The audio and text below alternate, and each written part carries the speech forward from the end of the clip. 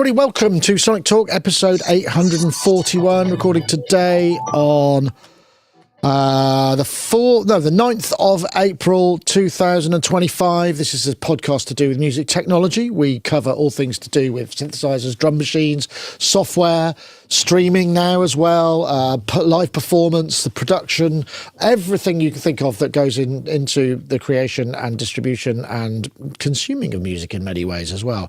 I want to say, just before we get going, I want to say hello to everybody in the chat. Nice to see, it's that one I want to do, isn't it? Nice to see everybody there. We've got Synth Samurai, nice to see you. Wagyu, of course, who's very helpful in the moderation and lots of other things. Robert, Fat Dust Hex, Chris, James Glue, Jack, Aquatic Borealis, Nick Howes, Zen Artist, a whole bunch of people. So nice to see you all there. Nice. Before we get on to introducing our guests, I'm just going to encourage you to join us on our Patreon. Actually, before I do that, I'm going to tell you a little bit about what's coming up, because we've got a bunch of stuff and maybe things that you might have missed as well. We've got the Collide 4 with Matt, which is a track from scratch using just the Collide 4. It's a great bit of creative work from him. Paulee's excellent Seagull collection with 5 minutes from, which is another cracking thing. Check out the track at the end. You can win some Tabutech modular hardware, and they're worth nearly £2,000. There's 6 modules, 6 prizes up for grabs, so do enter that. That's proving to be a very popular competition. We've got the Melbourne Instruments Roto Control interview coming up. In fact, I'm going to be talking to Eric Drass tomorrow, who is an AI artist specialist. Well, he's an artist who's using AI, and he's got some very interesting thoughts about how it relates to our creatives, and particularly how throughout the ages, effectively going back almost to the colour blue, which nobody could get until new technology made it available, and everybody was like, oh, that's terrible, you can't use that, and perspective was considered to be a sort of a terrible thing, and people were all against it, and photography. So just some of these AI abilities are also considered, by us or by the public at large as similar things. So he's got some very interesting thoughts on it. And then we've got the production tips with Yoad Nevo, where he goes into preparing for a mix, because lots of stuff coming up. Anyway, I'll play that Patreon piece now. It's 2025 and our Patreon keeps getting better thanks to our supporters. Thank you so much. There's ad-free versions of much of what we post on YouTube, Sonic Talk pre-show, Sonic Lab extra videos, the ever-expanding Sonicstate archives, including classics like the top 20 greatest samplers. There's Patreon Discord, a monthly hangout, the excellent members map, impulse responses from classic and unusual reverbs, and a growing collection of patches and samples in decent sampler format, including some great Moog Muse samples. In fact, the music you're listening to now by Paulee was made using our sample sets, so why not consider supporting us and keep us doing what we do? Head over to patreon.com/Sonicstate. Okay, let's get on to some guests. We've got a fulsome panel here. We've got the return of Robin Vincent, who's there in the... It's such a great back set you've got there. I mean, it literally is a shed, and I think there's just something so poetically and artistically perfect about a man and synthesizers and sheds and modular synths especially. So how are you, Robin? I haven't spoken to you actually, I don't think, since Synth East, which I gather was a triumph, a great success. It was lovely. It was a lovely time. We had a lot of lovely people come down with a lot of lovely performances, and a lot of beer was drugged. A lot of synths were synthied, and modulars were modularized. It was good. Yeah, we had a fabulous time. I mean, the best time really you can have in Norwich, and that's not a high bar particularly. But it was fun. Right, well, I'm sure Norwich during medieval times was a very thriving and vibrant, wasn't it? It was Canterbury, wasn't it? It was the sort of second city of the UK, whereas Norwich probably. I think Norwich. I think you'll find that many kings and high-ranking people would stay over in Norwich on their way, getting lost on their way to York. Yes, on their way. We had lots of a few Vikings and Icenies and things like that for people to visit. It was very nice. Absolutely. Of course, it was a lot closer to the sea, I think, wasn't it, originally? So many years ago. It will be again. All sorts of stuff. It will be again, yeah, I'm sure. Anyway, lovely to have you, Robin, of course. Robin's at Molten Music Tech. Do check that out on his YouTube channel, where he's very active. We've also got Richard Nicol from Pittsburgh Modular / Create Audio, because this is a big week for you this week. Last time we saw you was obviously in London, and I think, you've been travelling back. That was at the Synth Pedal show. When you came down, we did a great, if those of you haven't, we've got a really good sort of podcast we did with Paulee and Richard, where we were just noodling on synths and talking. It turned out really good, actually. Good format. So, big week for you, Richard. Create Audio. Yeah, we have a new drum machine and a new mixer. Create Audio, at this point, Create Audio and Pittsburgh Modular, although they're two completely separate companies, we design the majority of the stuff for Create Audio, so they're all my babies, so to speak. Right. And these instruments, particularly the drum machine and the mixer, are something that I've wanted for so long. So it's cool to finally get them out there and share them. I did a live stream last night. And sort of walking through, I do them every time we announce a product. And then after the live stream was ended, I just started jamming around. And about 10 minutes later, I just turned the live stream back on and jammed, because they're just fun. So that's the highlight, certainly, of my last few weeks, which have been chaotic at best. Right. Well, of course, I mean, the thing about Boomchick as well, which is really cool, is you've gone for analog, but what I've heard of it sounds very sort of snap. It's got the right sort of analog components. The snare's really snappy. The bass drum is really boomy, I guess, boom and chick. But you've also got the ability to play samples, which I think is a really good idea, because that will obviously just give you... Did it not play samples? There's no samples in it. It's literally all analog. So right, okay. It is nice and snappy, but there's no DSP or anything for samples in it. Right, okay. Darn it doesn't need them. It doesn't need them, but it sounds great. What I've heard anyway. And the assembler mixer as well. So congratulations. I guess it's a tough time to be a manufacturer though, because I guess pricing across borders is somewhat tricky if you're based in the States at the moment. So I hope that's not too complicated. It's problematic, yes. Very problematic. Right, okay. I think we probably leave it there for now. We were having a chat sort of previous to organising this show about how maybe tariffs will change our relationship with some technologies. I'm going to try and see if I can bring together some retailers and some manufacturers to maybe have a discussion about it, because I think it's outside of politics. It's going to change our relationship with technology potentially, so we should probably know about it. Anyway, I will leave it at that. Thanks for joining us, Richard, on what it must be a very busy week for you. And we've also got Paulie Bow from Birmingham, who's got a new camera angle with his System 8 in Vegas mode system, and the DJ 70 with a scratch. Yes. Do you scratch on your DJ? I have been known to scratch on my DJ 70, but it's a little bit laggy. So yeah, the DJs at the time were like, "This is a great idea," but the actual execution isn't that great. But it's quite fun. There's a hidden ring modulator in there, so I'm quite happy. Nice. But yeah, I wanted to say now, Richard, now this thing is out, right? I don't feel like a super special, exclusive kind of, You're just regular. That shine's regular gone. punter. So you're going to have to send me another top secret thing just to keep my endorphin levels up. Give me a couple weeks. But you have what serial number do you have? It's got to be a low serial number on that. So that's pretty cool in itself. It is very, very cool. It is really, really cool. And I was going to say my favorite thing about this is the kind of FM-y stuff, which I know it's been kind of mentioned, but for me, it's one of the main draws of this, really, having a very simple, tweakable, instant access of those kind of alien FM kind of, I guess, almost Syncussion-like, spacey, percussive sounds. So that was really the inspiration. That's the Syncussion. Yes. That the way, not the actual circuits themselves, but the sort of format of it is something that we used for our drum circuits. And the idea of you have one oscillator that is the sort of audio oscillator, and then you have the modulator, and then they interact in interesting ways. Yeah. It ends up being so flexible, and especially in the analog realm where you could really get the FM and dial in how they interact with each other.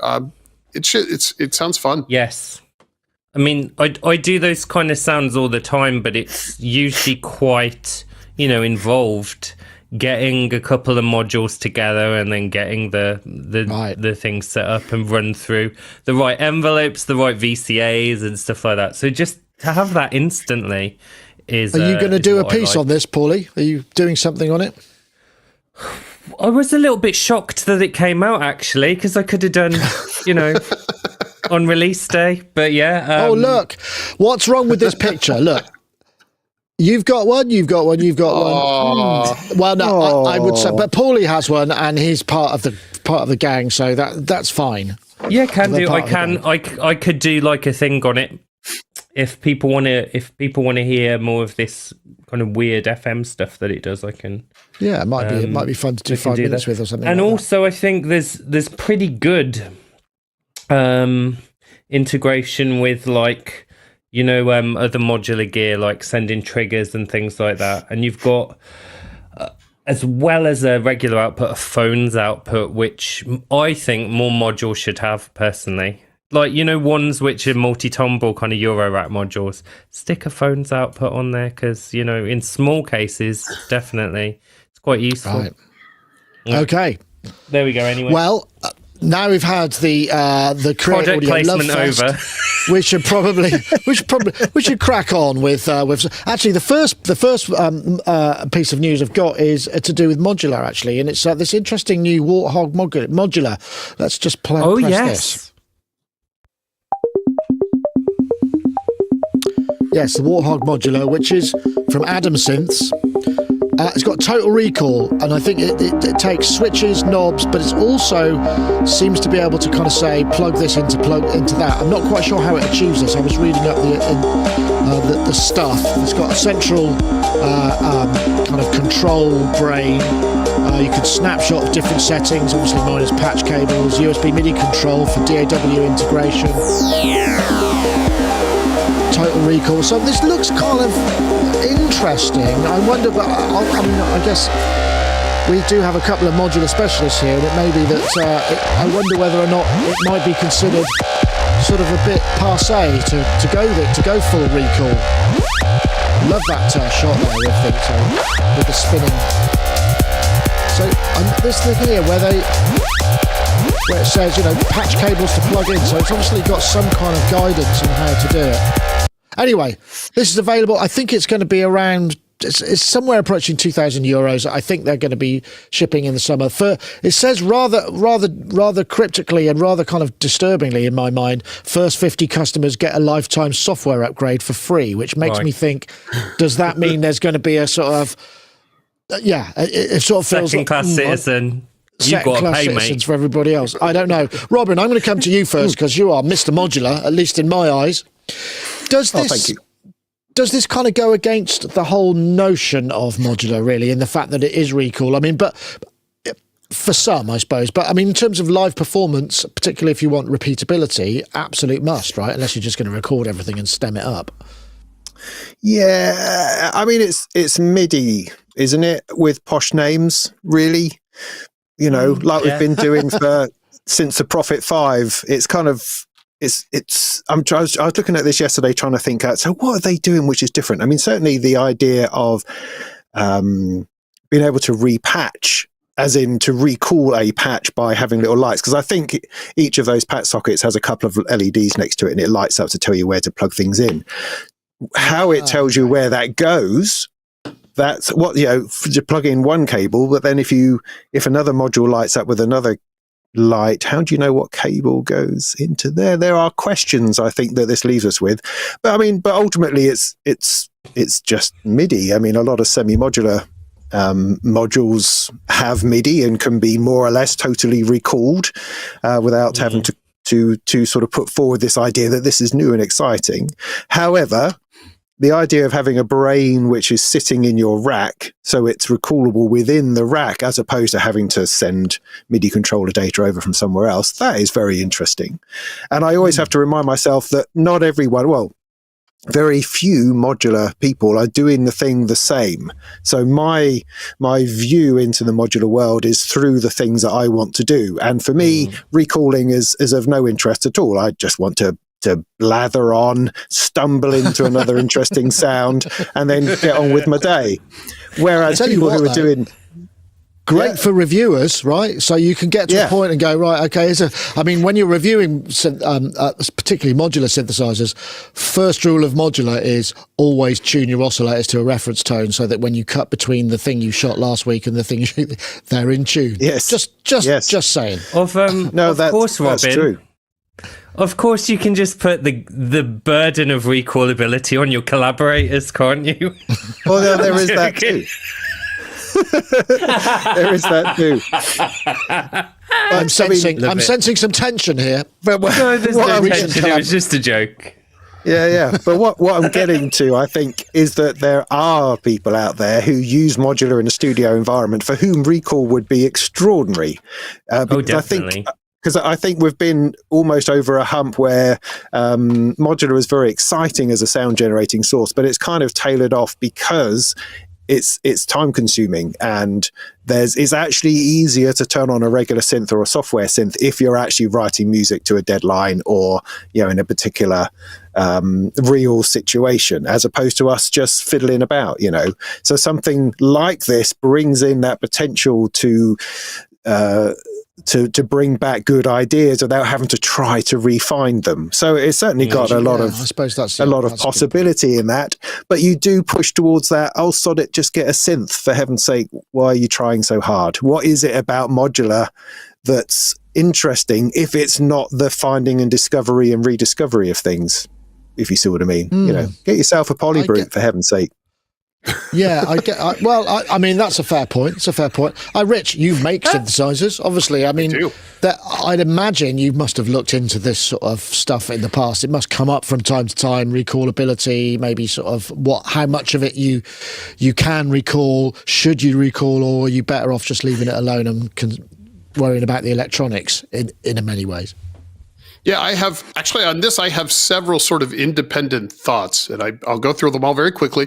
But first of all, this isn't the first fully recallable modular synth. That's not a thing. Buchla has been doing this for 25 years with the 200E. So that's not a thing. This instrument looks cool. It sounds nice. It seemed very general,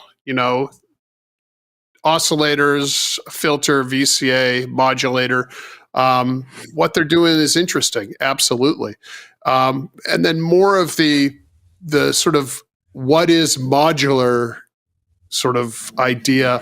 On that, I kind of believe that I'm sort of with Robin on some of it, but I think he goes way too far on others, and that's fine. But I think the idea that's me all over.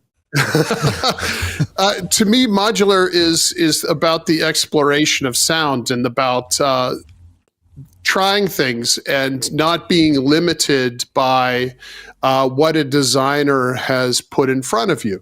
So giving you the ability to say, what if I patch the output of this into the input of this, see what it sounds like. That to me is the spirit of modular. Where I sort of fall off from what Robin's saying is that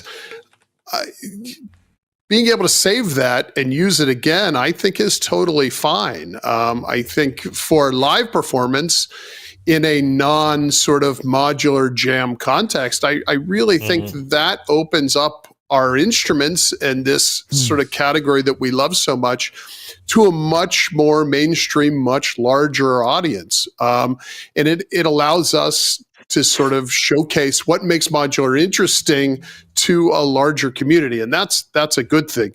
That said, I don't think if they're using lights to show you where to patch the cables to get back to where you were, I don't think that solves the actual problem of modular recall. Modular recall should be I pick preset number 4 and it just works. It, instantaneously or a half second later or however long it takes to load.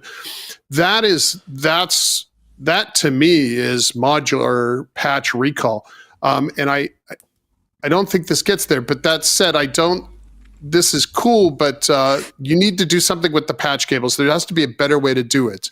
And I have ideas on that as well, but that's another thing for another discussion. So that's my 2 cents on this.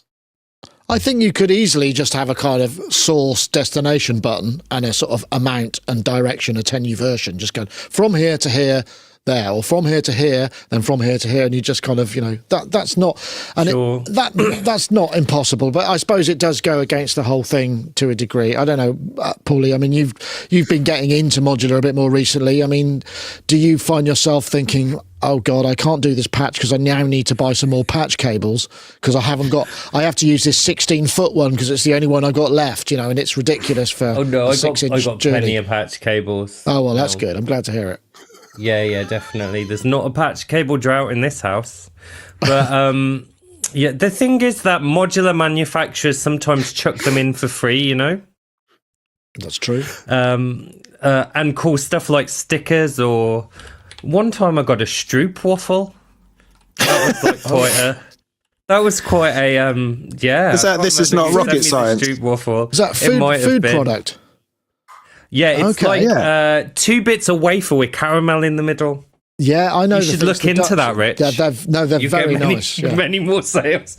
I wonder if it changes the import and export categorization. Oh, maybe God, it would, if you put food products, it's a food. Maybe it's a Stroop waffle with a free module, so therefore you change the. But yeah, I don't know. Maybe that's the way to do it. Wait, I'm writing this down. I'm taking notes. I know that people have. Here's an aside. I know people have put bizarre things to get over tax laws and things like that. Like Amstrad, Alan Sugar's company, he once put a fake non-working extra 8 kilobytes of RAM in one of his computers, so it would bypass a tax law for computers under a certain amount of RAM. So and it didn't work, but it technically had the chip in. So there we go. That's the kind of thing people do. Anyhow, back to modular. I've obviously been using virtual modular stuff for years, like my Nord modular up here, which has recall, and it's also got polyphony, and it's great to experiment and do that kind of thing on. I've got stuff like the meta module, the stuff like Vinia, the Tesseract Vinia, which I used for my live set with Robin, where I'd prepped a few things and used a bit of MIDI and a bit of CV. But while this looks cool, most of the stuff that I've used with this kind of, preset memory is digital. And I feel more at home with this being on digital sound generation devices, like wavetable samplers. I've got like an Erica sample drum module, which has like loads of presets, things like that. So I'm good with presets, but sometimes, especially with analog, I really want to get away from the digital world completely. I want to feel like an old school mad scientist, and it's just voltage. I know it's just voltage and me, and try and come up with something that way. And what you make, you may never get back to. And I think there's something quite beautiful in that. Yes, it's ephemeral. And there's some beauty in that. Life, is kind of a series of temporary moments, isn't it? And so is modular. That's quite deep to apply to modular, but yeah, that's a fair point. Apologies.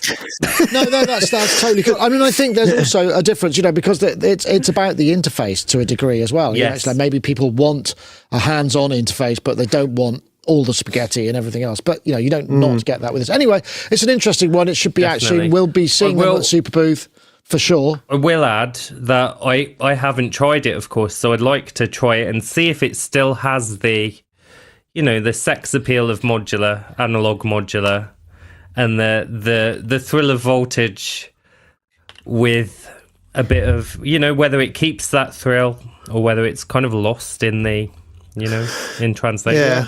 We won't know until I think that's interesting. I mean, there's a couple of other. I was just racking my brain to try to think if there was a Vermona preset module system at at NAMM a few years ago, and I can't quite pull out of my head what it was called. I don't think it ever came into being, but it had a whole network of patch cables going in, which then went out to other things, and you could reconfigure it. So I guess it's like a matrix mixer. I mean, ultimately, something like the Acrosynths matrix mixer does a very similar job. You have 16 cables plugged in, and you route where everything goes. I guess there's an element of that. There's also a polyend preset module, wasn't there? Okay. Well, I'd like to put a shout out for the Matrix Brute and the Polybrute Matrix. They when I first saw that, I thought that as a standalone thing with just 16 in and 16 out or whatever. Oh, yeah. And the way to program it would be lovely, but I guess it just doesn't make any sense because you have to have all that A to D and D to A, like loads of them, and it just becomes, as a standalone thing, it would be far too expensive. I'm just going to take a short break because it's about that time. So I want to say welcome to our sponsor. Introducing iZotope Cascadia. Intelligent delay without distraction. Add depth and rhythm with Cascadia's spacious musical tape delay, all while carving out space with adaptive unmasking, effortlessly blending echoes, slapbacks and textures into your tracks. Intelligent delay without distraction. Head to iZotope.com today and download a free trial and learn more. Once again, we thank iZotope for their continued sponsorship. Much appreciated. Now back to the show.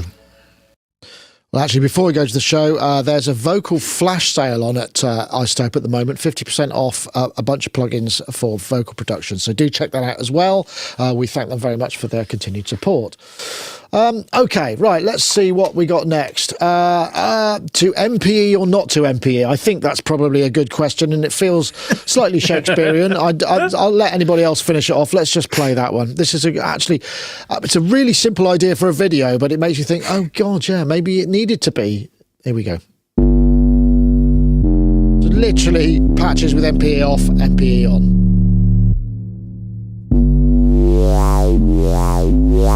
And so it goes throughout the whole video. It's very simple and straightforward, and obviously it's a great way to make the case for Osmos, because that's the thing in this particularly, and that's probably the most accessible MPE instrument there has been so far. But when you look at it like this, I mean, they've obviously chosen these patches with very little movement in them that you then introduce with your pressure. I don't hear any PWM in there, for instance, and that could have made a difference, or detuned oscillators. But it's a very, when you see it like that, you just go, oh, duh, of course. And I just wonder whether or not anybody is still, no, Robin, you're shaking your head. You're still not feeling No, I'm not a believer at all in this MPE nonsense. I mean, I thought when the Rolly first came along, and you saw people doing Hendrix licks and bits and pieces, I thought, wow, that's amazing. And I fully expected all pop music to go constant pitch shifting all over the place on every single note, and it didn't happen. Because it's stupid and nobody wants to listen to that. You want, occasionally, you have some kind of virtuosic playing, which is extraordinary. And if you're Hans Zimmer and you're writing for the next Dune movie or whatever, then that's what you want. But for the rest of us, honestly, a little bit of mod wheel, a little bit of filter tweaking, it's the same thing. I mean, I can do the same video with a guitar, right? And have one guitar going, and the other one going, and it will be fantastic. And you go, wow, these two guitars are just so different, man. No, if I pick the worst sound in the world and play it up against a really nicely played sound, it's going to alter our perception of reality. So I feel that this is a dishonest video at best. And that MPE is just for people who like really expressive play by themselves in their own room with the door shut. That is, I'd like to say, I think you could have actually made that case at the Oxford Union. I'd just sort of say, I think that deserves a round of applause there for a contrary one. It's interesting, isn't it? I mean, Paulie, you're a player. I mean, you've got instruments, presumably. Is that a Polybrute you've got there, or a Matrix? I forget which. That's a Paulee. Yeah, so that's got something approaching MPE on it. Just channel aftertouch and this weird wooden mobile phone case thing, which you slide. But yeah, I still haven't tried an Osmos, so I'm gonna reserve judgment properly on it, until I can sit down and have a play. The thing that excited me most about that demo was how the person was able to delicately apply portamento to a note. But I imagine you could assign velocity to portamento. I'm going to try that later to see if I can get similar vibe going on just from a normal channel aftertouch velocity keyboard. Yeah, possibly. I'm not completely against polyphonic expression. I've got a couple of N-Sonics which have poly aftertouch keyboards. Sorry, I'm not. Just the amusement of it. I'm not against polyphonic it's like freedom of expression. I'm not completely against freedom of expression, but some people are. I mean, if I was in charge, you better fear for your lives. Anyway, right. No. So so what I was going to say was, I always remember, because I haven't tried this stuff, I don't know how cool it is. But that's fair. There was something that made me laugh on a forum once. And it said, why do we need MPE? Have you heard the music of people who love MPE? That's a fair point. I don't know if it is. I mean, I have played the Osmos, and I do feel that Robin was tapping into that with the sliding. Have you played the Osmos, Robin? Have you played it? I've tapped it a little bit. Yeah. Okay. I mean, I do appreciate what it does and how it works, and I have a little Roly, and I have enjoyed playing that kind of stuff, but not. Whenever I actually want to do something, it's the last thing I reach for. Right. Well, Rich, it looks like it's a fairly split panel here. Well, it might not be. It might be a complete. I might be in the minority here. I don't know how you feel about it. Well, as a non-player, this thing is not for me.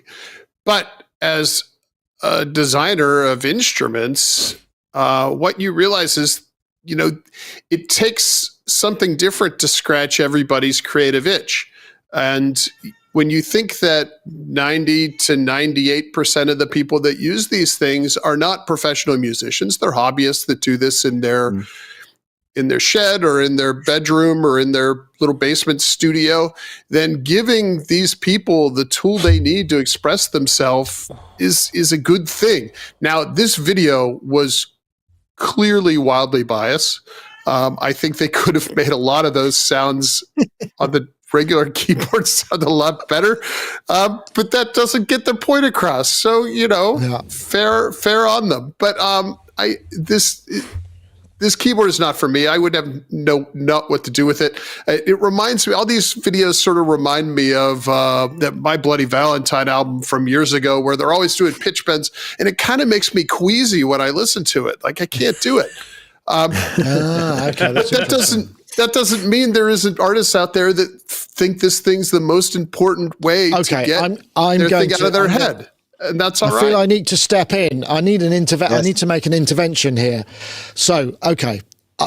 Addressing your point about, not being a sufficiently good player to take advantage of this, I think actually you're maybe missing the point of how this can work as well, because the beauty of an instrument like this, or the MPE kind of experience of tonality, and it's the same on the Polybrute as well, is you can play a note and travel almost between, because one thing to try, Paulie, if you've not used much MPE, is assign the poly, the aftertouch, to the morph between the tones. So you get morph per patch per tone, and so you can create just a single sound, and then maybe something that you're playing each time, and it's just how you then express it, with one finger. It could be, it doesn't have to be a chord, doesn't have to be fancy playing, and you can get this enormously expressive transition or change in tonality with a very simple bit of player input. It's not, it doesn't have to be. Yes, I agree. It's quite hard to play if you've got all the wonk dialed up full and you can't keep your fingers under control. I mean, I can't. So, but you can set it up in a much more forgiving way. So that's the only thing I would say. So that I've just wanted to say that. I don't feel like we have to justify it, but I just thought it was an interesting video from that point of view, definitely. But yeah, I take it. It does feel it's a very marketing one, but it just seemed like I saw it and I thought, wow, that's so clear, and I'm clearly the only person who feels. I mean, I'm happy to have one shipped to me to I may be able to lend you ours, and maybe you should try it out. We'll have to see how that goes. But yeah, all right, okay. What's next? Actually, I think we just briefly touch on this because I got so much flack for not covering this story that. And so I'm going to cover it, but when I read into it, you got one piece of sustained flack, Nick. Let's be honest. That's true. Relentless flack. Okay, here we go. Yeah, there we are. I've got to do that, haven't I? Because it's the old the Synclavier Ork, which is 2, is coming. And as far as I can tell, the flack that I got was, how can you not cover the fact that Synclavier are re-releasing the original Synclavier? And it's like, no, they're not, actually. They're not at all. They're just releasing the same... I've forgotten what the name of the other thing they released was called. Regen. They're releasing the Regen, but with a different livery on it, as far as I can tell. So it looks more like an original Synclavier, which I happen to think is probably a wiser marketing move anyway. Amazing move. Because the Regen, and I found this, and I watched people reviewing it. I've had people try and demo it for me, and we've talked about this before. It's an absolute nightmare of a synth to actually use because it's so complicated and unfamiliar, and I think... understandably so, because you making a much smaller thing, whereas this maybe make it a lot easier. Is the world ready for it? I can imagine having a Synclavier in your studio or something that looks like a Synclavier is quite a lot of kudos, so it's probably a good idea. It's going to rate the story on Gear News, I have to say, Robin, it says in the range of £3,000 to $5,000, which is actually quite specific. It's when you're $3,000, it is about $4 and a bit dollars. So it's maybe. So yeah, I think that might have been a typo, but I don't think you wrote. It's not my fault. I don't work for Gear News anymore. Haven't done for months. Okay, but thanks nonetheless. Doing a good job, boys. But I don't say. Do you think the world's? I mean, it feels like. I mean, because we are in a period of nostalgia. I mean, people would probably buy it because it looks. They're probably more likely to buy it because it looks like a Synclavier than the Regen, which may have some of the appeal of the Synclavier. I don't know. I've never really. I don't think the original Synclavier was ever easy to use. I think it's always been actually quite difficult. So, I mean, I think maybe the challenge is, can you make it so that it's easier to use and easier to access those sounds, in the same way that FM has become more accessible, etc. I'll come to you, Paulie, because I know, you're a big fan of digital interfaces and you don't seem to be sort of too put off by dense menu diving and, parameters hidden everywhere. That's just foreplay for me. No, I've got to say, I didn't play on the original Regen, but my issues with it were never about the sound. I think it sounded really good, crystalline and digital, but that's what you want out of a Synclavier, and it had a really good audio output on it. Looking at the specs, my problems were it didn't have that sex appeal of a Synclavier, and it had this little flicky UI, which unless you're a world Subutio champion, you're going to get a bit bored of constantly flicking that little flicker, I guess, with the screen. So this, I'm going to get one. I'm definitely going to get one, because vintage digital for me is just, it's just what I love. I think it was Right. just the kind of time I was born in. And I've looked in the past at vintage Synclavier systems, and I think they run from about, I don't know, 5, 7, 8 to about, for one without sampling, just with the FM and the additive engine. Because we've got to remember Synclavier is like an additive synth, but you can introduce FM on any of the little slices that you're going through. It's kind of like a wavetable as well, where you can just add FM. And you can also, on some of the models, do resynthesis. So you can resynthesize the saxophone or someone going roar. And I think the Regen offers resynthesis, as far as I remember. And then add FM to the slices of the resynthesized sounds. So you can actually get some very out there, sounds which would still go down well in a Dune soundtrack, that's quite modern. But as I said before, while I love the engine, and the engine's also available on iOS as well, if you want to try out for very cheap the Synclavier. I've switched pronunciation 3 times of Synclavier, by the way, just so I don't Worse than mood. Synclavier, so I don't piss anyone off in certain states or countries or stuff. I say Synclavier. You say Synclavier, yeah. You can try it out on iOS. I think it's pretty much the same engine you get on the Regen in this. But obviously the sound won't be quite as good because it's just coming out of your iPad. But it shows you how, the little buttons and things like that. So, yeah, I am ready for this. Okay. I've kind of picked out what I'm going to sell, what body parts I'm going to sell. The space. Which of the children extension. is going to be sold. No, I'm joking. No, don't phone social services. And, I'm going to get one. I don't know where I'll put it. No, but I'm going to get one. Well, you'll have to wait because it seems to be just a concept at the moment. I'd just like to point out, Failed Muso, who I believe wrote the article, mate, I wasn't having a go at you, but typo fixed. So at least something good's come of this. I'm guessing I don't know whether it was maybe whether it was pounds or dollars, but there's basically somewhere in the range. So there's $2,000 variant in the potential, price of it. But good. There's nothing wrong with it. I just think if they're going to do it, they should probably try. They should probably try and make it easier to use, because that would be, probably a good idea. I'm just saying.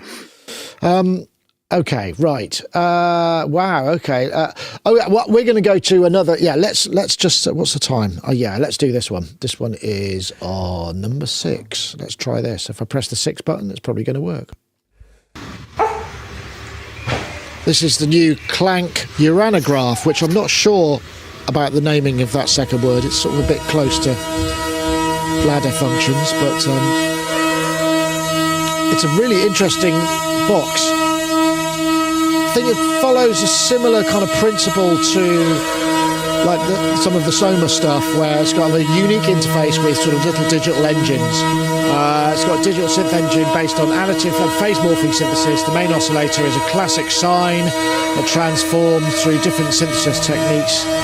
And its first batch is going to be an introductory price of €1,500, and the developers plan to ship the first batch by the end of summer, which may be some facts I interpolated onto something else. Never mind, Warthog. Okay. It looks like a very unique feature. This is just prototype. Again, this is going to be seen at Super Booths, shaping up to be a really interesting thing. This... I think there seems to be also a move in instrument makers of kind of creating unique UIs as well. It's a very interesting idea. I don't know, Rich. I mean, I don't know. I guess you've experimented with some unusual UI stuff with the Voltage Lab and the keyboards and the touch plates and the sort of just things that are a bit out of the ordinary. I mean, this sort of I'll tell you what it reminds me of. What's that thing that you just kind of... it's got buttons and things you pull. It's like a kid's toy. I can't remember what it's called. Bop it. Bop it. Yeah, it's like Bop It synth, which I kind of like. Bop it, pull somehow. It, whack it. Yeah, that's it. Well done. Yeah, nice. That's a good recall. Any... I think Bop It broke Richard. Sorry. Twist it. That's not helping.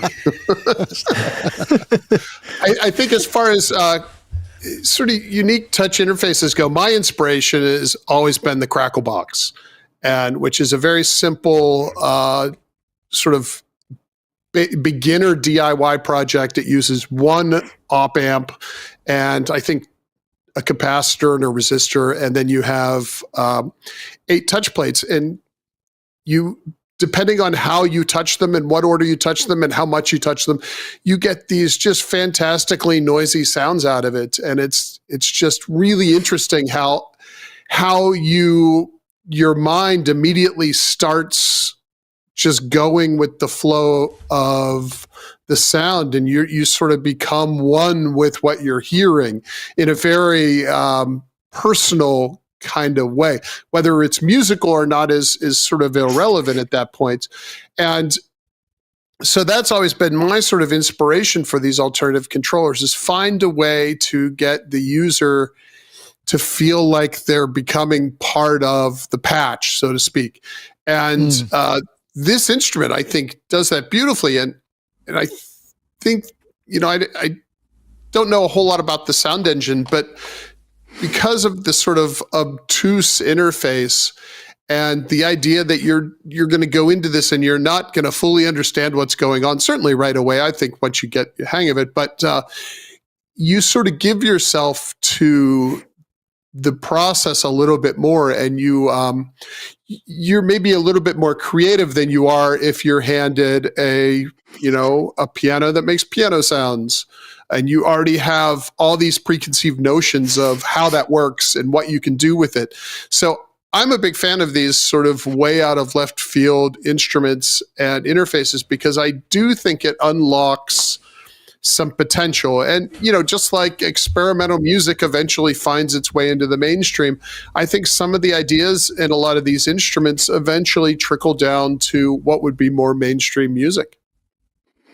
Yeah, no, that's a fair point. Robin, I'm hesitant to ask you. I feel like you might take umbrage, but there's so many. No. The thing is, Modular has a lot of these sort of interfaces. There are lots of modules which have sort of joysticks and pressure pads and all kinds of stuff. Yeah. So, I mean, it's all. The contradictions are rife. I don't know if the chat's going to be able to cope with the idea that I might go, "Oh, this is interesting," because it is. There's absolutely no contradiction in finding one thing a bit kind of squishy and a bit kind of, I'm not ever going to use it, compared to something else where you just go, wow, I could spend a glorious afternoon experimenting with the valve-like interface on this thing and just seeing where it takes me. Both those things are completely possible. And I find no paradox in that. I enjoy all sorts of interfaces, and it's definitely a thing that I think is to be encouraged and to be explored, particularly when it's put together so beautifully as this is. Well, I mean, I don't know, are those renders, or are they for real? I'm not sure. I don't know. It looks pretty good, doesn't it? It looks fascinating. I mean, anything ultimately which inspires you has got to be a good thing, whether that's an MPE keyboard, whether that's Paulee Aftertouch, or whether it's something like this. That's awesome. That's fine. I love and hate everything in equal measure, depending on which way the wind is blowing. Good for you. Yeah, I like the look of this. It does have a sort of, there's something kind of slightly, what's the word I'm looking for? It kind of, it's like a squeeze box, but with a synth on it, kind of. It's what the Roland V accordion should have been all along. Yeah. Yeah, but it can't be Roland. There's no D-beams on it. Well, you don't know that. There might be. Well, I don't know that yet. So I had a little look at the website for this, and apparently, and it kind of goes with the demo we were hearing, it is kind of additive based, but there's a bit of phase modulation, kind of Casio CZ series realm phase modulation involved. So already, even without the weird typewriter stuff, I'm on board. I like anything which does a bit of digital phase modulation, because it gets you to really interesting places quite quickly. The other thing I noticed is that there are special articulation keys, and that means instead of just playing notes, I think they might be at the top, the 4 articulation keys, right at the top. instead of just playing notes, it introduces things like glissando. And I don't know if anyone has ever tried a synth with glissando on. It's quite a rare thing. The DX7 MK1 had it. The Microwave XT has it. One of the Tyscos, the Tysco SX400, had it, and it's basically portamento, but the notes slide in semitones. So you hit one note, and then you hit a note, and then it glissandos up. So it's not the most common. I think Oberheim's had it as well, and the CS80, I believe, has had it too. But yeah. And I think it's interesting. The only thing I will say about this is where would you put that? Where it's going to occupy a space on a desk or on yours, and it's like nothing else would fit around it. In a kind of meditative garden, I think, with a little fountain. That's where the video was, you know. So maybe that's the only place it will fit. Yeah. You know, so you have to go. Some monks are chanting nearby, you know. I think that kind of vibe. Anyway, it should be first batch by the end of the summer 2025, and we'll be at Superbooth. I definitely want to go and see that. That's always last time we were at the Wobble. I can't remember what it was called. One of the little vibrato synth one of our Superbooth awards. It was such a great thing, and it was really good. Sounded really great, actually. Anyway, gosh, we're whipping through it as well. Let's have a look. Should we look at? I don't know. What should we look at next? I should probably do an ad from our other sponsors, actually, while I remember. Thank goodness someone reminded me. I know right away when it's good for me because it makes me write something. Komplete 15, a do-it-all production bundle for endless sonic inspiration. I did not know it could do that. You have your low sounds, you have your mid sounds, you have your high sounds. Create any sound imaginable. All together, sounds nice and big. Whatever sound your music needs, make it with Komplete 15. Yeah, and once again, we thank them for their continued support. Okay, what do we want to look at? Are we looking at anybody interested in Nuendo 14 and its transcription process, or are we looking at Baby Audio Smooth Operator? I don't know. What do we think? Wow, tumbleweed. Come see, come say. Have to make a decision. Smooth operator. Yeah. Okay. Let's do that then. Let me find that one. That is button number 5. What's behind button number 5? Well, I can tell you it's this. Yep, Smooth Operator Pro, which is kind of a dynamic EQ, sort of resonance suppressing focus on that, which is an interesting technology, which has been around for quite some time. Remember, there used to be things that would stop feedback live, and this I think it's a similar sort of technology that sort of scans for troublesome frequencies. Obviously, there's a lot more going on to it than that.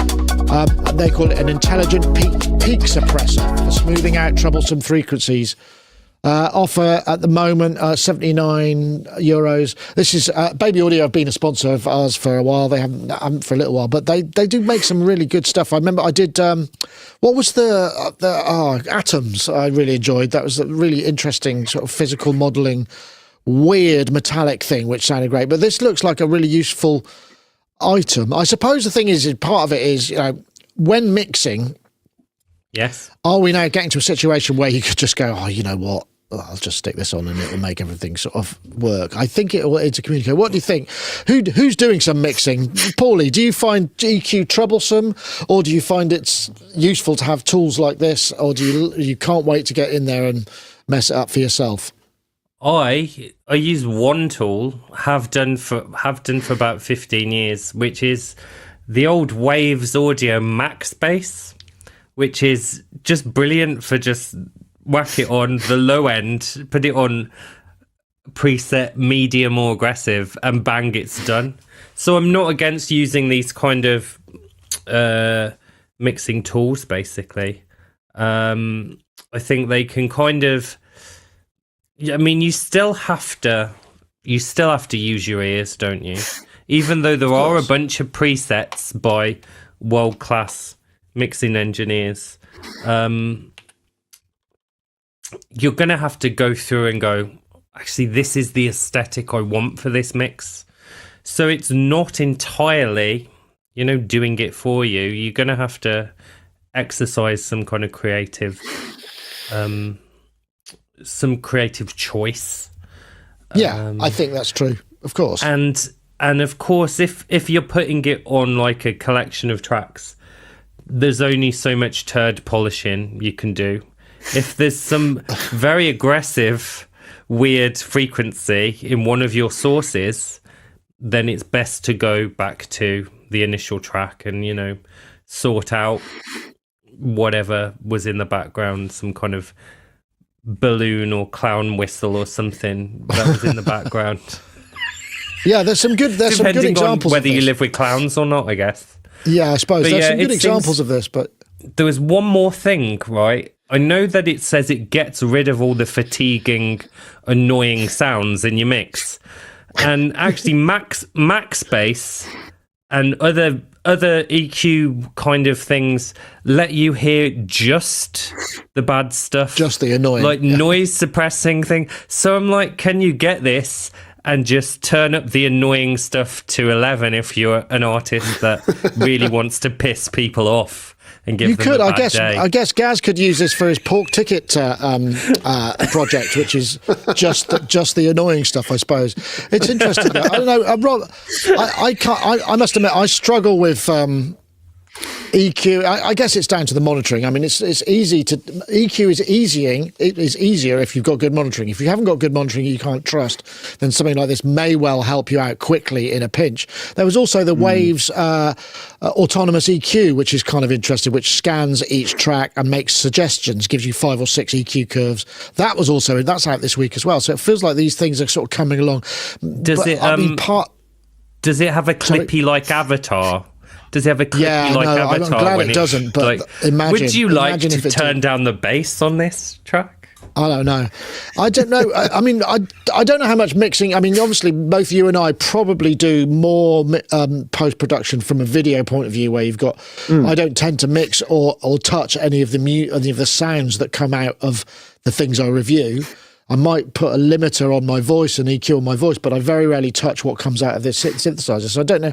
I don't have much use for these kind of things. I don't know about you, whether you do much mixing and kind of, that stuff. Occasionally, I mean, I tend to see these things as hopeful plugins. I mean, whenever I come to do a mix of something, usually all my plugins are out of date, and so I go through a process of upgrading iZotope or something like that, and then try to start to use them. And then I fight with these plugins because I'm convinced that they are going to help. And everything is telling me that these are going to help, and my $99 upgrade is definitely going to be worthwhile this time. And so I'm looking for presets. I'm going through presets, because that's going to help me, because I don't really have the skills when it comes to mixing. I just don't do it often enough to retain that kind of level of detail. And so I am definitely actively looking for these sorts of plugins that are going to help my mix. I mean, I think the reality I have during that process is that I'm spending a day perhaps mixing with these plugins, trying to get the plugins to make my mix better. But actually, it's the process of working with it which improves the mix anyway. And at the end of the day, the presets haven't really worked, but I've ended up with a better mix because I've been working and listening and trying to get this to function. And in the end, I use a very mild version of whatever it is that they're trying to put on, because I don't know, the presets in these things just seem to be so fierce and so maxed out in every direction that I find them difficult to really to leave as an end product. I have to always bring everything down, but I'm always interested in finding plugins which will just make everything sound better. That to me is, yes, please, I'll have some of that. So it's definitely an interesting area. I just have yet to find something that really works for me, and actually working harder on my own music and on those basic tools, like you've got the mastering end of Studio One, for instance, just all the inbuilt stuff. Working harder at those has really helped ultimately me getting a better mix out the other end. Tuning I mean, because I think you're right, because when you're if you don't mix all the time, it takes a little while to kind of get your ear in, like you have to get your eye in for, golf or whatever it is that you might do. You just need a bit of time to attune and kind of go, okay, right, I think. And I think the difference it made for me was just getting some speakers that I just thought, I think I can hear everything. And that's become easier because you don't have to spend 10 grand on a pair of ATCs just to get everything you hear. You could get all sorts of little DSP stuff. I know, Richard, you said you work on your own stuff. I mean, I'm guessing you're mixing it, you are, and you were telling us when you came that you'd done a live recording of a band and stuff. So there is mix processing. Do you use these kind of things? I mean, do you think I guess for a traditional band, it makes sense because there's probably presets for overheads, drums, snare bottom, snare top, that sort of thing that would make things a little easier. Yeah, I feel like this is the answer to this is a technology answer to a technology created problem. And my story behind this is recently I recorded a friend's band perform live, and I recorded the stereo feed off the board, plus I had some mics set up. But ultimately, when I was mixing it and I was editing the video together, I just didn't like the balance of the mix. So what I did was I pulled the stereo feed from the board, and I used AI to pull the stems apart. And so I had the drums, the bass, the lead synth, and if you mix those all together, they sound pretty good. But when you pull them apart, there is some artifacts in all of those, and there are some harsh sounds in all of those sort of individually. And it's great if you're mixing them all back together, but if you're mixing them with other components, it doesn't always work. That's where a plugin like this works really great. Now, I didn't use this specific plugin, but I used one very similar. And it really allowed me to sort of round off the corners that I wanted to round off and let these sort of AI-created stems really sit in the mix and hide all of the artifacts that would normally sort of stick out. And maybe only I would have noticed them because I knew they were there, but that stuff bothers me. So using a plugin like this, it really allows you to clean that stuff up. Now, that's just one use case, and that's my use case. My general mixing, when I record my own music, I don't even have studio monitors because I don't like my desk to look very studio-y. So I just have regular desktop speakers in here, and I feel like that's fine. So that's I'm sort of lost on that aspect. But for actually going in and sort of forensic cleaning up stuff, these things are amazing. Yeah. Was that was that the Oak Sound Soothe, which I think is a similar sort of principle?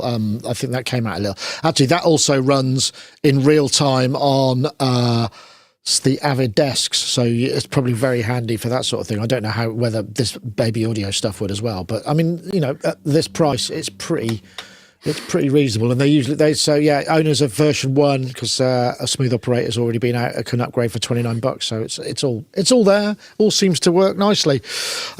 I think I'm probably going to round things up because I might be going to see a school production of The Wizard of Oz this evening. My partner's been doing the costumes for it, and it was the theatre school that my daughter used to go to before she decided she didn't want to be a theatre actress and was going to do in journalism instead. And she's actually doing a podcast. Can you believe my daughter's doing a podcast? I can't believe it. I feel like, she never sort of showed any interest. She never said that she wanted to do what Dad does, but it turns out that she sort of is, which is I find that quite, I'm quite pleased with that. So, check out the London Signals, What to Look For, which is a great name for a podcast. Anyway, thank you for joining us. It's been great. Robin, what are you up to tonight? I noticed that you were cancelling your live stream this evening. You said you were knackered, basically. I hope you're okay. I forgot to ask the beginning of the show. That was the other week. That must be an old tweet you resurfaced there. But as it happened, I just ran out of energy.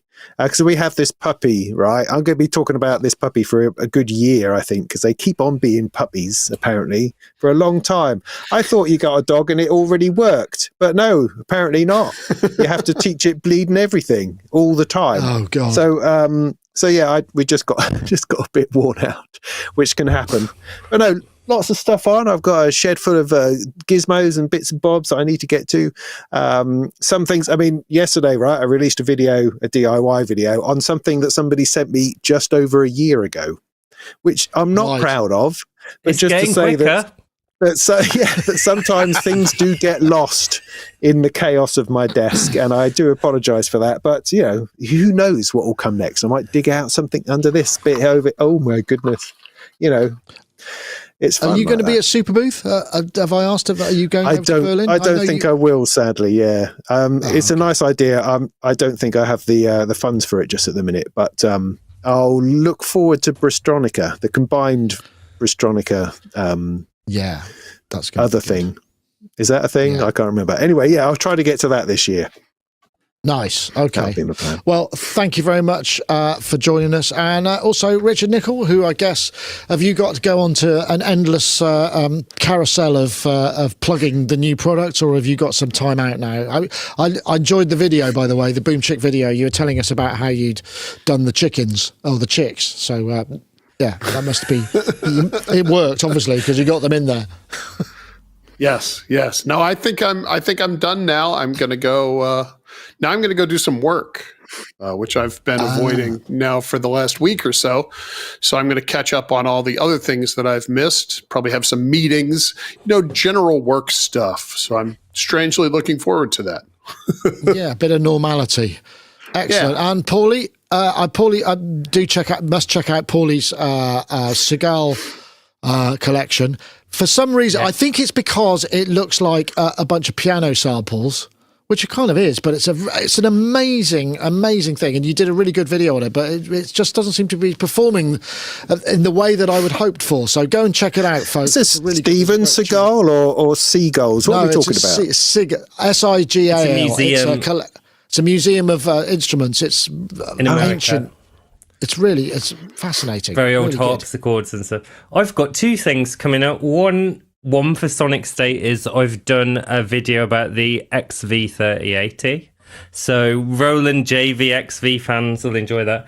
The other one for my own channel is I am doing a video where I'm writing songs and the lyrics, get this, are the funniest pieces of hate mail I received in the past year. Oh. So, Wow, and here's an cathartic. example. The funniest one, I think, is a guy who wrote in. I don't think he knew how to spell, but obviously seeing me play a synthesizer meant that he lost his mind and thought society was falling apart, because his comment on my video was, "We are losing our men's." So there we go. That could have been half a word. It could be a men. Yeah, but We are losing our men's. So there we go. Bless him. right. Well, folks, that seems like an interesting way to spend the rest of the week. So we'll look forward to that. Right, I'm going to wrap things up now, and I will see everybody soon. So thanks very much for joining us. That was Sonic Talk 841. Gosh, already. See you next week, folks. Take care. Bye.